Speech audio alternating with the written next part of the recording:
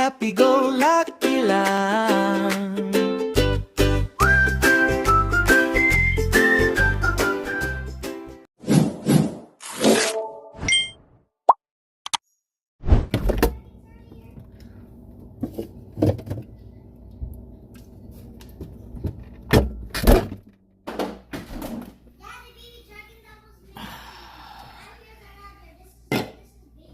Welcome back sa aking YouTube channel, Nel Media TV.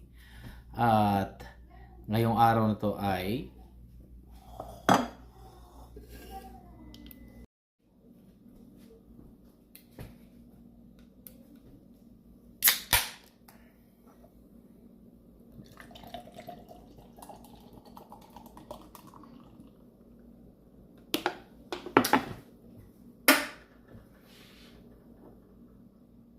alam niyo ba kung anong itong tawag nito? Hawak ko. Ito ay hindi tayo magiinom. Ito ay beer. Wow!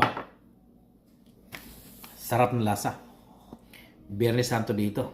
At Biyernes Santo ngayon din dito. At hindi tayo magiinom. Okay? Akala nyo magiinom tayo, ha?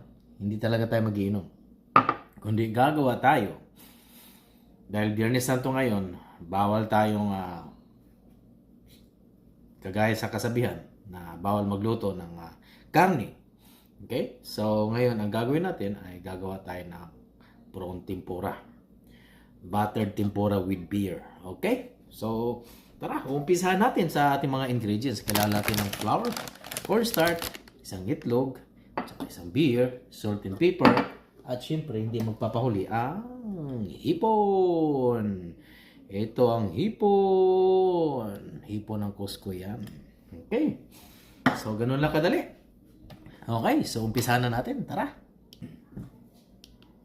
Ayan. So, umpisahan na natin. At ang ating unang ingredients ay flour. Ito. So, magkano lang tayo ng 1 cup ng flour. Actually, half cup lang kasi kukunti lang yung natin. Kukunti lang yung hipon natin. Okay, half cup lang. Mga kaparikot. Oops. Sige lang. Kukuha tayo ng pang ano yan. Pang sieve niya. Kasi sasalain natin. Okay? Sasalain natin mga kaparikoy. Okay? Yan. Taran. Okay. Masarap din dito yung cake flour. Yan. Okay, ganun lang gagawin natin. Isisip natin para pinong-pino. Yan. At magtatakal lang tayo ng konti ng cornstarch. Nasa inyo na yan, ha? Kung ang iba hindi na naglalagay ng cornstarch. Ako ay lalagay ako para sa ganun ay para tumigas at crispy. Okay. Pagkatapos ay i-whisk lang natin. After nyan ay lalagyan lang natin ng salt and pepper.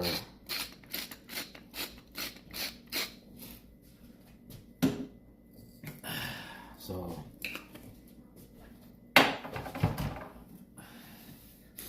meron tayong paminta dito.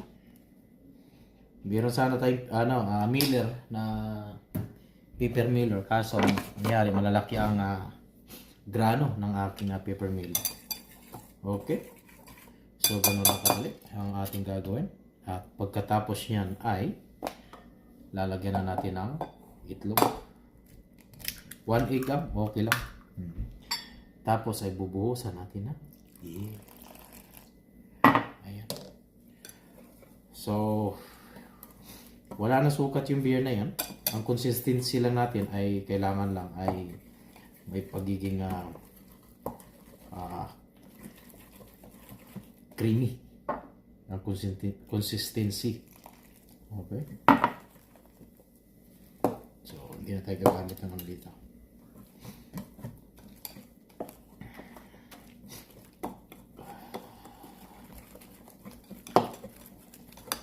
Yan ang beer natin.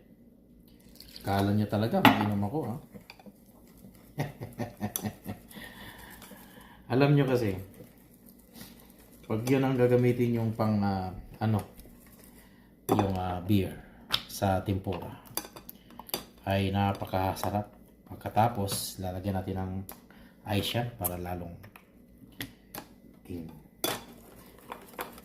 okay yung kanyang texture. Ayan na. Form na siya. Okay, ubusin natin ito. Sayang. Okay, ayan. Lalapat pa ito.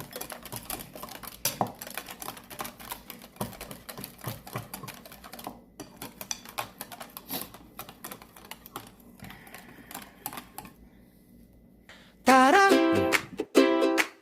happy-go-lucky lang.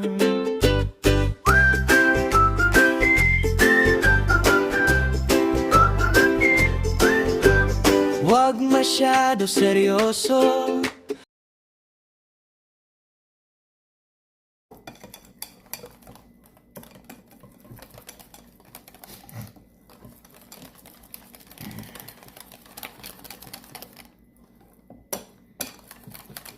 Yun. Kita nyo? Yan na yung texture niya. Panalo na yun. Okay.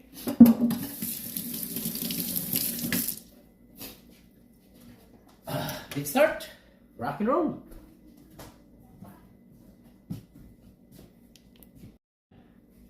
So, nakapagawa na tayo ng buttered tempura sauce natin.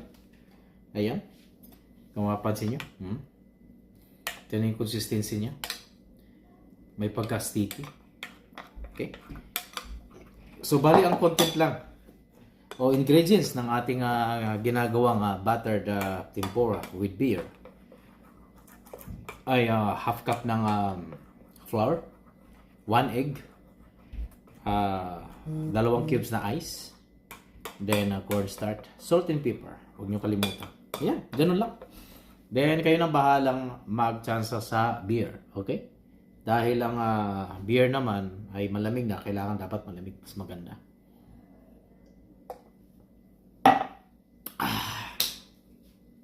Sarap, di ba? May beer na. May pagkain pa. Tara! Start na natin ang kalan. So, umusok na ang ating kalan.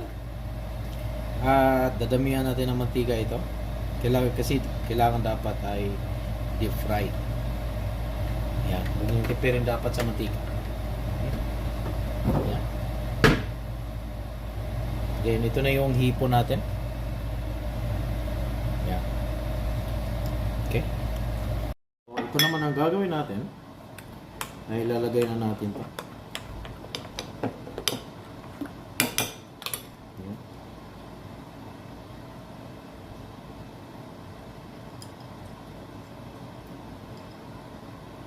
Binabad natin ng ice.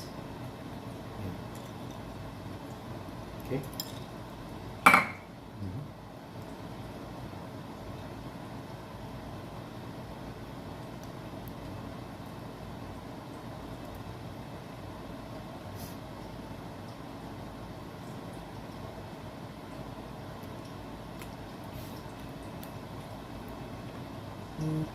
Yun.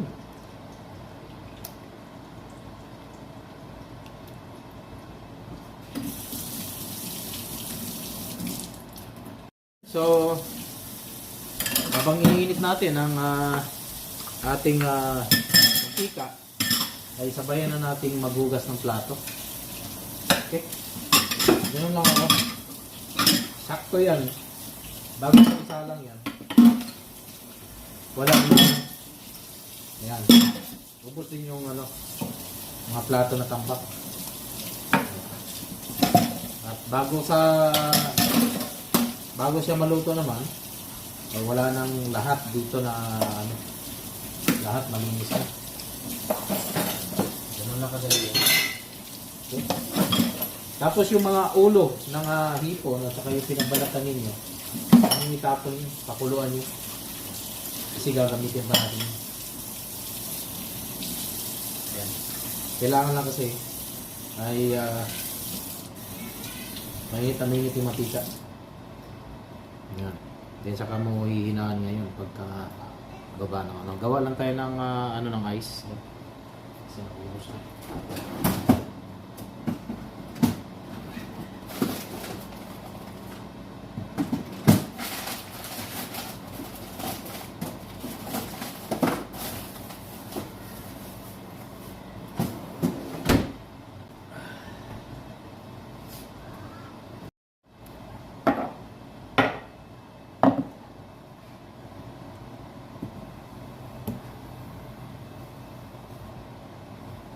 Okay. Malinis yan. Yan. Diba? Tara. Few moments later. Medyo mainit na. Para malaman natin kung mainit na ba talaga ay boom! Tamis.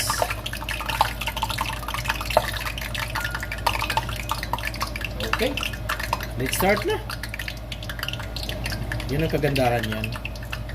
Yan ang sinasabi ko sa inyo. Na dapat hindi lang kayo nagiinom, kundi may pampulutan pa. Di ba? Kailangan natin ng konting apoy para hindi siya masusunog. Kasi masusunog agad yan. Andahan nyo lang sa pagka baba. Yan, pang marination. Di ba? Sarap niyan. May beer na, may hipon pa. Di ba? Lahat kumpleto, may pangpulutan ka pa. Saan ka pa?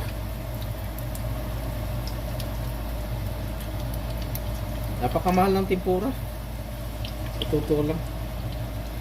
Kaya hindi kayo dapat mag-aksaya ng panahon. Dapat ituin na natin yan.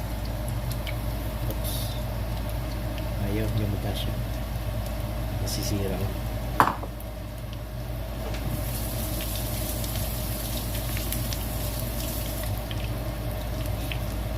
Okay. So, ganun lang kadali siya.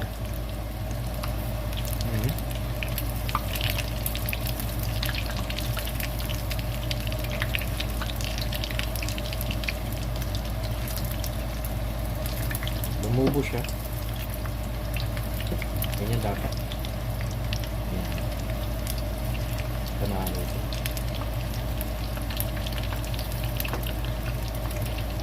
Saan kayo pang-ipit ko? Saan po yung pang-ipit ng mga natin? Yan. Okay. Woo! Perfect. Yan ang gusto kong luto. Lubong-lubo. Amoy pa lang amoy beer na eh. Alam mo yun, amoy barley. Hindi mo maintindihan. Kasi ang beer kasi amoy barley, di ba? Mostly, yung ginagamit ng beer talaga. Barley. Rice. Kaya may rice wine din.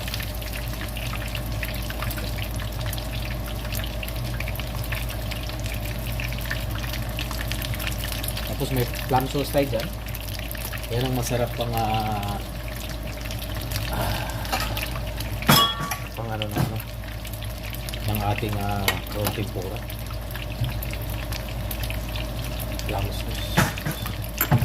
Dami natin plum sauce dito.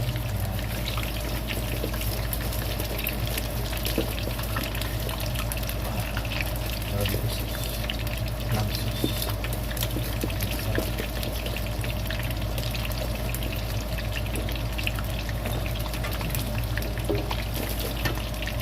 Honey garlic, plum sauce, sweet and sour sauce.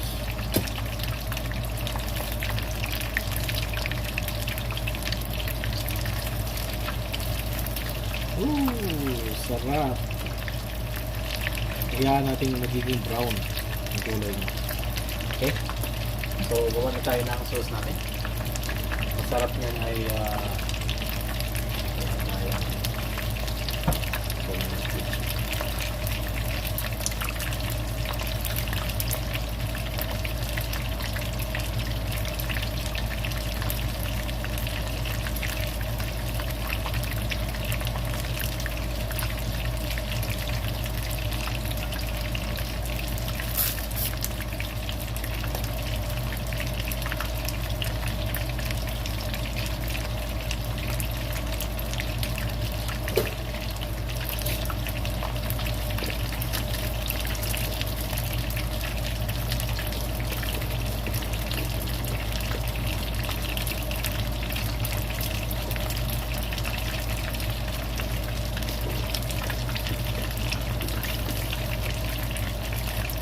Yan.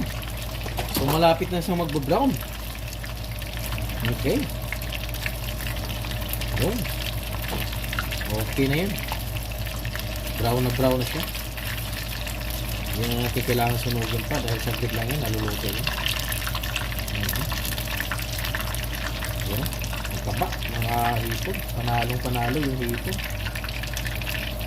Kahit ako, yan ang gusto ko. Tapos pag kinagat mo yan ay napaka-crispy. Meron pa tayong isang piraso na natira. Yung butter na ginawa natin ay hindi nyo dapat itapon yan. Kasi magagamit pa natin. Okay.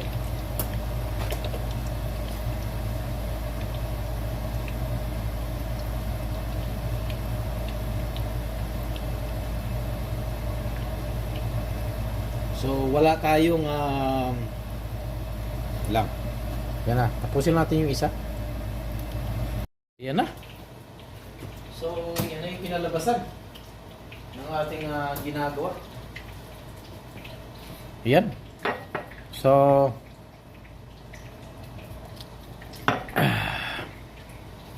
yan. Yan talagang partner yan, beer. Okay? So, since na wala tayong sweet and sour sauce para sa shrimp natin, gagawa tayo ng sariling sauce natin. Kailangan lang natin ng hot sauce.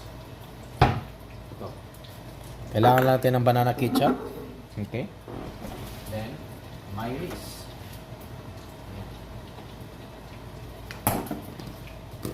Okay?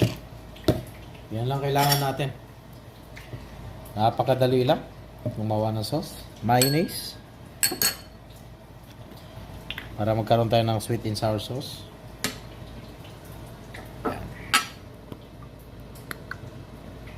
Okay.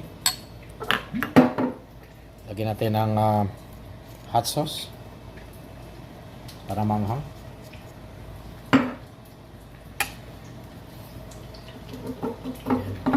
Kailangan lang natin ng paminta. Napadali yan. Then, meron na lahat, no? Kailangan lang natin ng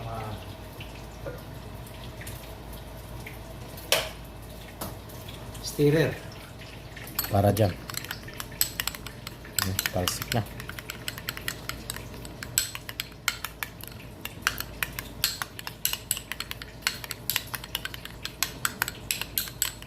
Ayan.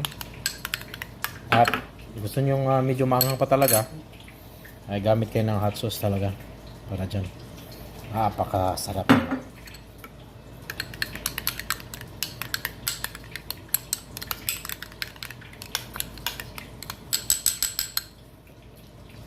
Wow. Sarap ng sauce.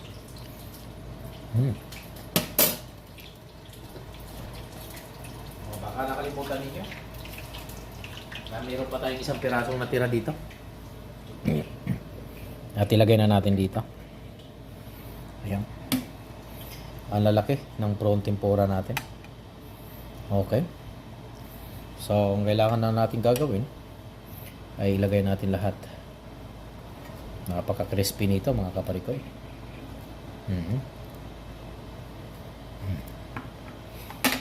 Yan na. So, gagawa tayo ng cinematic na ng ating tempura. Ayan na. So, ito na yung gawa natin at makikita nyo naman. Ayan. So, tingnan na natin. Ayan. Ayos ba?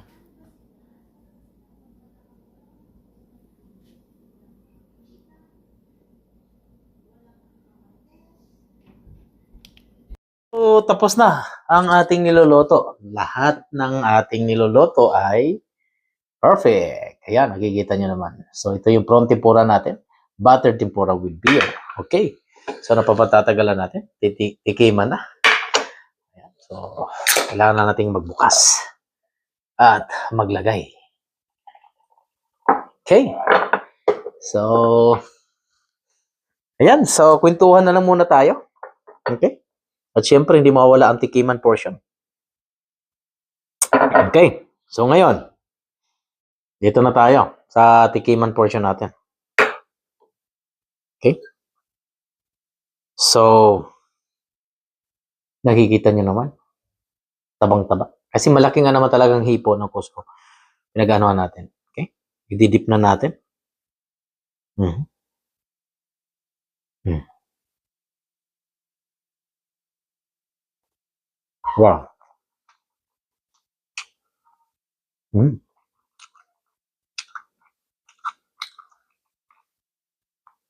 Panalo.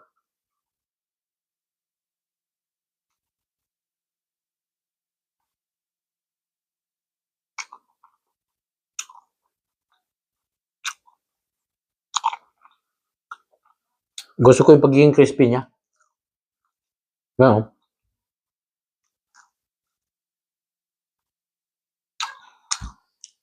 Amoy na amoy ko yung amoy ng beer. Tsaka yung pagiging crispiness niya. Masarap yung pagiging crispy niya dahil hindi yung talagang lutong-lutong. Hindi may pagka-smooth. You know. Tapos yung hipon ay hindi masyadong dry. Alam mo yun? Juicy. Nandun pa rin juicy niya. Mm. Mm.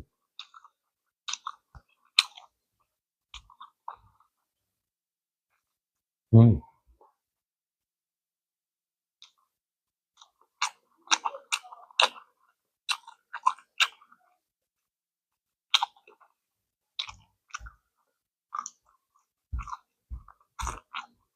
Wow.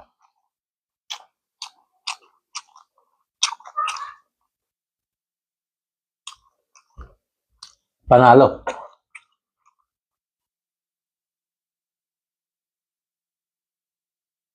Hindi kasi natuloy ang ating kainuman ngayong araw na to. Kaya piniprepare ko na kung sakaling dumating man. Pero unfortunately, hindi siya natuloy. So, kaya naman tayo ay tinuloy natin ang ating pangpulutan. Mm.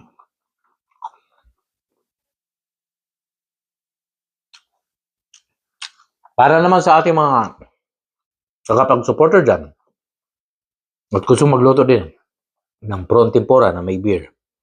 O kahit walang beer, napakadali lang naman. Okay? Isang itlog, flour, cornstarch, salt and pepper, at yun lang. Lagyan mo ng ice cubes para lalong lumapot ang butter niya. Diba? Yun yan. Crispy.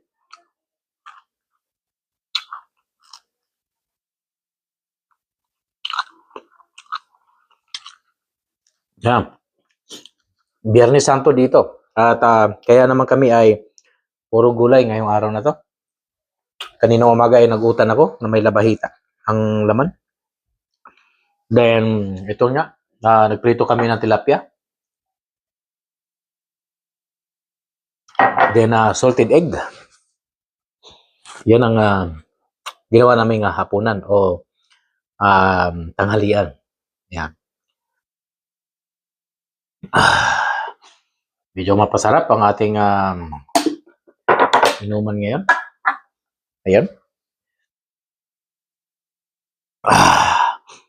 Medyo napakasarap. Pipilitan tayong maubos itong 4 na piraso natin. Yan.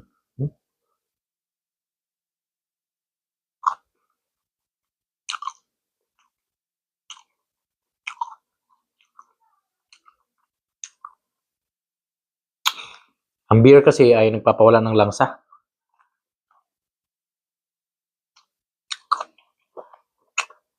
Pag yun ang pinanghalo mo.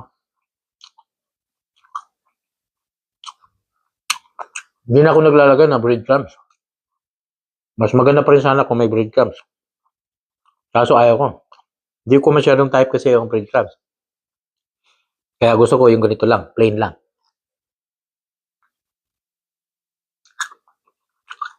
Dapat ipagulong nyo pa sa breadcrumbs ito. Hindi sa kanyo dadap. Kaso hindi yan ang ginagawa ko. Dahil hindi ko masyadong type kasi ako lang din naman kakain. So kung gusto nyo na mas mataba pa dito, lagyan may breadcrumbs. Napaka crispy.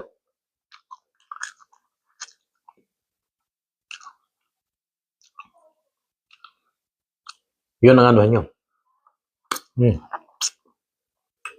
Ang sarap pa ng ano.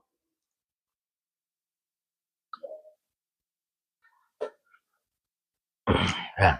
Patikim natin kay Mrs. Aso, tulog na sila. So, nakarami na tayo ng beer at ating nang muling tapusin ang ating kwentuhan at masarap matulog na naman ngayong araw na to. Ayan, bukas ay tapos na ang pinitensya ng ating Panginoon. Okay? So, kaya balik na tayo sa kasalanan natin. Okay? Ayan. So, ngayon ay huwag muna. Time's up. Okay? Yan.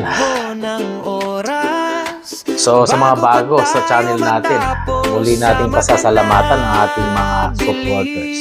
Okay? So, maraming salamat ulit sa ating mga bagong subscriber at mga bagong member. Ayan. So, sa mga bago pa ulit na sa susunod sa aking magiging membro sa aking channel, maraming salamat. At sana subaybayan nyo ang aking buhay at kwentong Canada ko. Ayan.